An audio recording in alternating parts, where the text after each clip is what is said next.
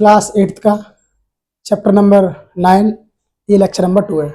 मैंने मेंसुरेशन की क्लास पहले लेक्चर में दे रखी है, जिसमें क्वेश्चन नंबर 1 से लेकर क्वेश्चन नंबर 3 तक मैंने विधिवत तरीके से करा रखे हैं। यदि आपको क्लास पसंद आई हो तो अपने साथियों को क्लास शेयर करें, चैनल को सब्सक्राइब कराएं। तो देखो लेक्चर नंबर 2 में क्या होगा। मैंने प्रश्न तो कितने करा दिए आपको मैं एक बार दिखा देता हूँ, ठीक है ना। समझ, और अगर किसी को पूछना हो तो कमेंट करना। देखो मैंने प्रश्न नंबर 1 पढ़ा दिया है। क्वेश्चन नंबर फर्स्ट को पढ़ाने से पहले मैंने देखो बहुत सारी चीजें 1 नंबर में बताई थी। क्या ये फॉर्मूले क्या होते हैं, इसमें ही लिखा है सारा, ठीक है। अब बात होती है लेक्चर नंबर 3 की। ये रहा लेक्चर नंबर 2 में क्वेश्चन नंबर 4। क्वेश्चन नंबर 4 क्या है, चलो देखते हैं।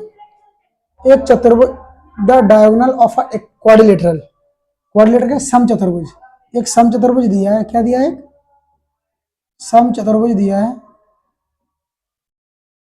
एक सम चतुर्भुज से फील्ड है इस 20 मीटर। एक चतुर्भुज आकार खेत का विकर्ण 24 मीटर। अगर मान लो मैंने ये ए ले लिया, ये बी ले लिया, ये सी ले लिया, ये डी ले लिया, ये ई और ये एफ, ठीक है, नाम दे दिए मैं अपनी तरफ से। तो विकर्ण, एक चतुर्भुज आकार खेत का विकर्ण 24 मीटर है। विकर्ण ये कितना है? ये वाला 24 मीटर है।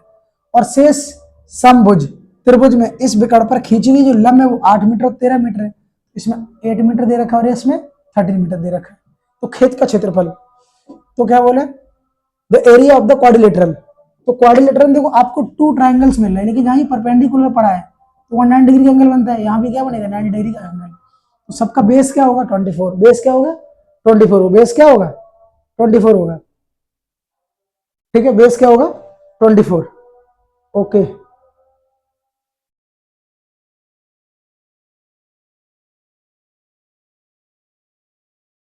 चलो देखते हैं।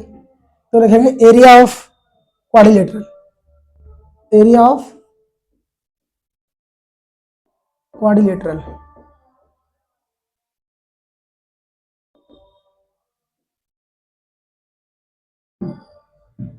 चतुर्भुज का क्षेत्रफल बराबर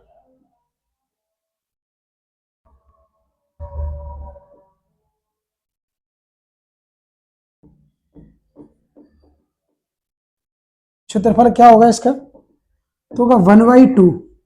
क्या होगा? 1/2। देखो आप क्या रखोगे? एबीडी में, त्रिभुज एबीडी में प्लस त्रिभुज एसीबी।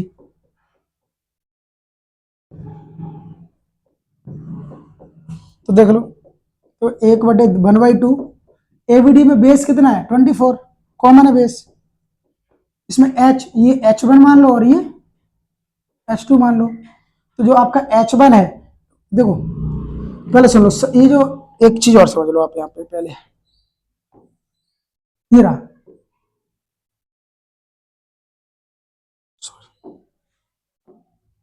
ये समकोण त्रिभुज रहा। क्या रहा? समकोण त्रिभुज। ये इसका हाइपोटेन्यूस यानी कर्ण है, ये आधार यानी कि बेस है बी, ये परपेंडिकुलर पीछे लिखते हैं और ये लंब बोलते हैं। क्या बोलते हैं? लंब। तो एरिया क्या होता है समकोण त्रिभुज का? समकोण एरिया होता है 1/2, ये बेस इंटू ये वाला हाइट h, इसे हाइट बोल देते हैं। ये होता है एरिया। तो यही दोनों में लगाया गया है। तो 1/2 बी, बी ये 24, हाइट इसके लिए 13 है, प्लस 1/2। इस ट्रायंगल में हाइट कितनी है? 8 है, मल्टीप्लाई बेस दोनों में 24 है। देखो 2 से 8 कैंसिल 4 बार और 2 से 24 कैंसिल 12 बार। मल्टीप्लाई करो, 12 3 जा 36 की 6 कैरी 3, 12 1 जा 12, 12 और 3 15, प्लस 4 4 जा 16 की 6 कैरी 1, 4 2 जा 8, 8 और 1 96। इन दोनों को ऐड करोगे तो 6 में 6 ऐड करोगे 12, 2 कैरी 1, 5 में 9 जोड़ोगे तो 14, 14 में 1 ऐड करोगे तो सॉरी 14 में 1 ऐड करोगे तो 15। क्या हो जाएगा? 15, 1 और 1 252 किसमें? सेंटीमीटर, मीटर स्क्वायर, मीटर में दिया है। एरिया क्या होगा? क्षेत्रफल बराबर क्या होगा? उसका एरिया होगा वो होगा आपका 252 मीटर स्क्वायर, ठीक है। समझ में आया? आया समझ में? ठीक है, तो लिख लेना अपना, नोट डाउन कर लेना। Question number 5। क्वेश्चन नंबर 5 क्या कह रहा है कि किसी समचतुर्भुज काइट के विकर्ण 7.5 सेंटीमीटर, 12 काइट के विकर्ण 7.5 7.5 सेंटीमीटर और 12 सेंटीमीटर, इसका क्षेत्रफल बताइए। क्या बताना? क्षेत्रफल। काइट कैसी होती है? देखो ये बता रहा है ये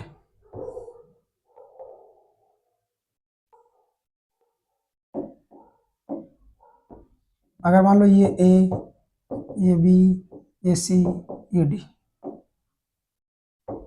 इसके विकर्ण एक ये वाला, ये रहा, और एक ये वाला, ये रहा। तो ये वाला विकर्ण कितना दिया? 7.5 मीटर, और ये वाला विकर्ण कितना दिया? 12 सेंटीमीटर। ये दो विकर्ण दिए। तो उस काट के विकर्ण इतने, तो इसका क्षेत्रफल बताएंगे, एरिया बताएं। ठीक है, तो क्या बताएं? एरिया बताना है आपको। ठीक है, तो एरिया क्या होता है? जब आपको काइट में इस जो काइट हो, पतंग दी हो, पतंग का एरिया पूछ जाए, तो पतंग का क्षेत्रफल इस समचतुर्भुज के जो कट आकार है, पतंग का क्षेत्रफल जो होगा वो आपका होगा 1/2। जब विकर्ण दिए जाए तो d1 मल्टीप्लाई d2, डायगोनल 1 और डायगोनल 2, 1/2 मल्टीप्लाई विकर्ण 1, पहले विकर्ण 1 मल्टीप्लाई विकर्ण 2, इनको रखोगे तो आपको एरिया मिल जाएगा। तो आप यहाँ लिखोगे d1 इक्वल टू में आपको मिला है 7.5 सेंटीमीटर, और d2 मिला है आपको 12 सेंटीमीटर। आपका से एरिया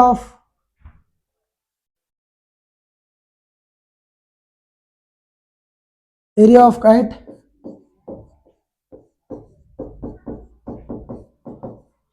या पतंग का क्षेत्रफल बराबर पतंग का क्षेत्रफल बराबर क्या बताया मैंने? 1/2 d1 मल्टीप्लाई d2। तो 1/2 d1 आपका 7.5, d2 है आपका 12, 2 से 12 कैंसिल 6 टाइम, तो आपको क्या मिला? 7.5 मल्टीप्लाई 6।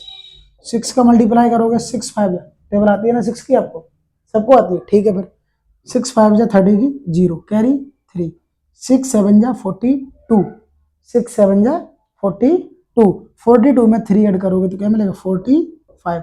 देखो इसमें डेसिमल, इसमें तो नहीं है, इसमें है, बट कितने डिजिट? राइट हैंड साइड से 1 डिजिट बाद। तो जो आंसर में भी राइट हैंड साइड से 1 डिजिट बाद आपका डेसिमल लग जाएगा। आंसर किसमें था? सेंटीमीटर, तो ये भी आपका हो जाएगा सेंटीमीटर स्क्वायर।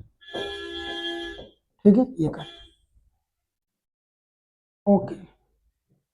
ठीक है, तो आपको जो पतंग का क्षेत्रफल होगा वो होगा 45 सेंटीमीटर स्क्वायर। ओके, ठीक है सर, समझ में आ गया सबको? ठीक है, समझ में आया ना? तो लाइक करो, पहले लाइक करो, उसी के बाद आगे बढ़ाऊंगा। ठीक है, कर दिया? ओके, क्वेश्चन नंबर 6, ये रहा, रीड कर लो एक बार आप लोग। क्या कर लो? रीड, क्योंकि जब समझो ही नहीं क्वेश्चन क्या कह रहा है तो आप क्या करोगे। ठीक है, कर लो।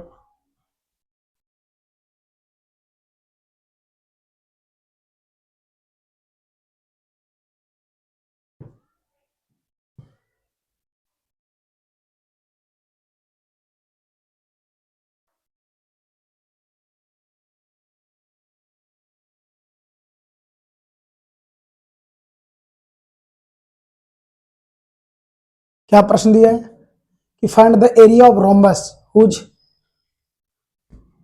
एक समचतुर्भुज है, rhombus whose side is 6 centimetre and height is 4 centimetre. If one diagonal is 8 centimetre long, find the length of the other diagonal. दूसरे डायगोनल की लेंथ बतानी है। एक समचतुर्भुज का क्षेत्रफल ज्ञात कीजिए जिसकी भुजा 6 सेंटीमीटर है, ऊंचाई 4 सेंटीमीटर है। यदि एक विकर्ण की लंबाई 8 सेंटीमीटर है, दूसरे विकर्ण की लंबाई बताइए। ओके,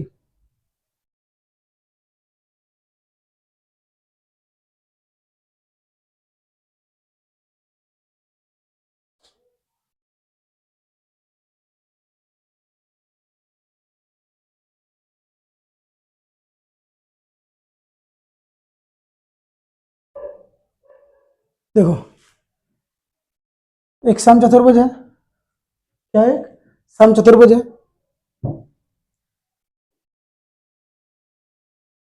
मान लो ये रहा कोई समचतुर्भुज। ठीक है,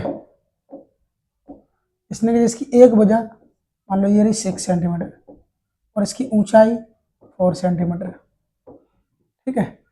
तो बिकड़ की लंबाई D1 कितना दिया आपको, 8 दिया है, कितना दिया 8 सेंटीमीटर, क्या दिया 8 सेंटीमीटर, ठीक है, क्या दिया है 8 सेंटीमीटर। तो सम चतुर्भुज का क्षेत्रफल होता क्या है, सम चतुर्भुज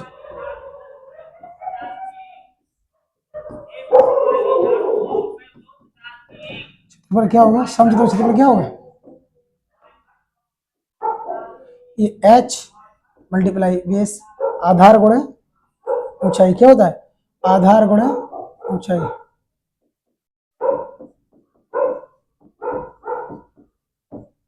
तो क्या हो जाएगा बेस मल्टीप्लाई हाइट, क्या हो जाएगी बेस मल्टीप्लाई हाइट। तो इनमें से एक भुजा दे रखी वो बेस कहलाएगी, आधार हो जाएगी आपकी, आधार कितनी हो जाएगी 6 सेंटीमीटर और आपकी h ऊंचाई हो जाएगी आपकी 4 सेंटीमीटर, रख दो। क्या मिलेगा आपको area,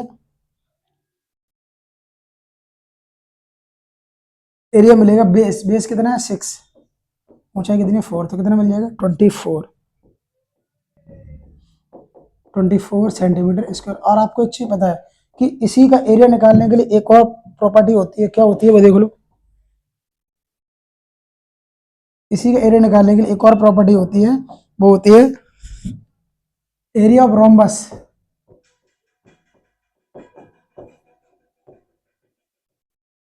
one by two D1 multiply D2, या D1 मल्टीप्लाई D2 कर सकते हैं, क्या कर सकते हैं D one by two D1 multiply, क्या करेंगे 1/2 D1 मल्टीप्लाई D2, हो गया। एरिया ऑफ रोम्बस आप पहले निकाल चुके थे ना 24, 1/2 D1 आपको दे रखा, कितना दे रखा 8, D2 पता करना है, तो देखो 2 से 8 कैंसिल 4 टाइम्स, 4 से 24 कैंसिल 6 टाइम, तो D2 इक्वल टू आपको मिल जाएगा 6 मीटर सेंटीमीटर, कितना मिल जाएगा 6 सेंटीमीटर, कितना मिलेगा 6 सेंटीमीटर, ओके ठीक है। दूसरी पकड़ की लंबाई कितनी मिल जाएगी 6 सेंटीमीटर, लिख लो आप लोग आराम से, ठीक है। क्वेश्चन नंबर 7, ये पढ़ लो एक बार, क्वेश्चन रीड कर लो एक बार।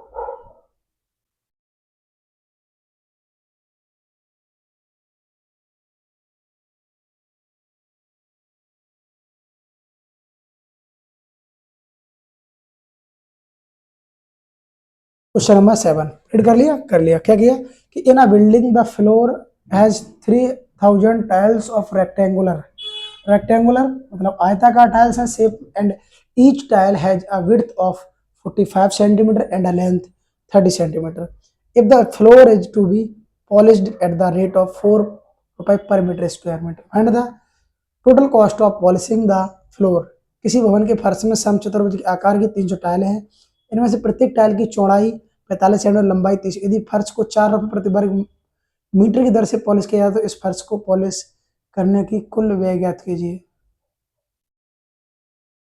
रेक्टेंगुलर है, ठीक है,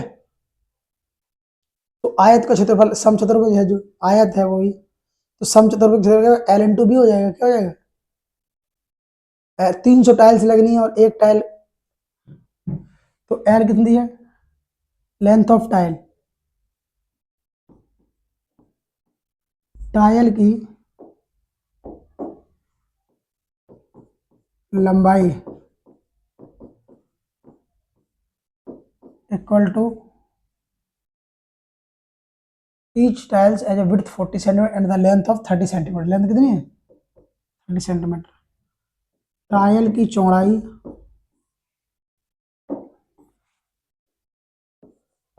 length of tile,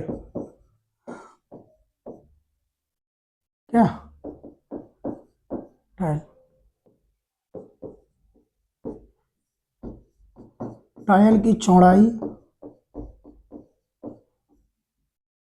length of width, sorry width of tile,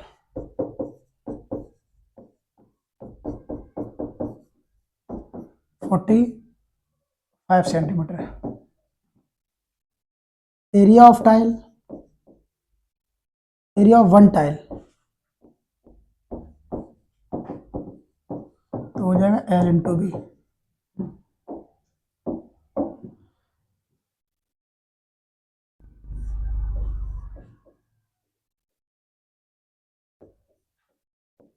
एक टाइल का क्षेत्रफल क्या L इंटू बी। एल कितना है 30, बी कितना है 45। ठीक है,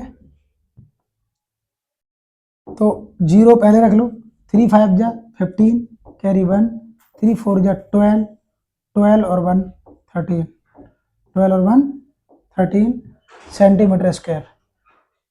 ये किसमें है सेंटीमीटर स्क्वायर में, किसमें है सेंटीमीटर स्क्वायर। ठीक है, यहाँ तक क्लियर। ठीक है, अब मुझे चाहिए मीटर में, किसमें चाहिए मीटर में, किसमें चाहिए मीटर में। तो देखो एक चीज, इस तो 100 है, इस 10,000 से डिवाइड कर दो, 0 0 कैंसिल, आंसर आएगा 0.135 मीटर स्क्वायर एक टाइल का एरिया। ठीक है, एक टाइल का एरिया हो जाएगा 100 इतना।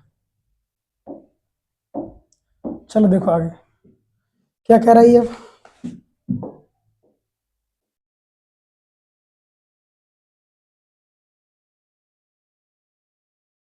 चलो देखो, अब एक टाइल का एरिया हो गया, टाइल कितनी है मेरे पास 3000।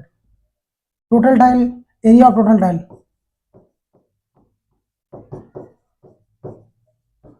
Area of total tile equal to 3000 multiply 0.135, एक टाइल का एरिया कर दो। ठीक है, सभी टाइलों का क्षेत्रफल बराबर,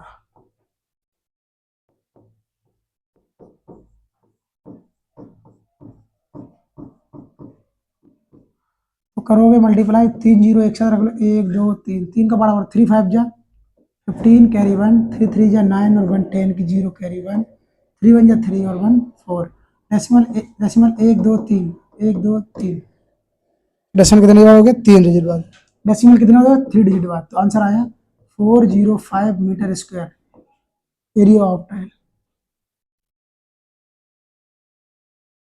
टोटल एरिया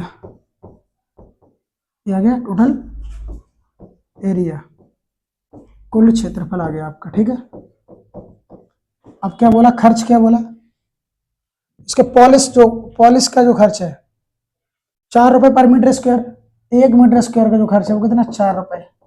अब मेरे पास कितने, तो 405 मीटर स्क्वायर का जो खर्च होगा 405 मल्टीप्लाई 4 होगा, 4 5 जो 20 और 4 4 60, 1600 खर्च, कुल खर्च बराबर, कुल खर्च बराबर इतना रुपए हो जाएगा। ठीक है, ये हो गया कुल खर्च कितना हुआ।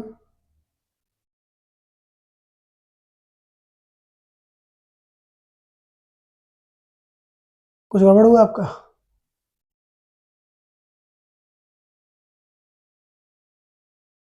ठीक है, चलो कर लेना इसे। क्वेश्चन नंबर 7 तक मैंने इस लेक्चर में कंप्लीट करा दिया है। यदि क्लास आपको पसंद आई हो तो लाइक करें, चैनल को सब्सक्राइब करें। धन्यवाद।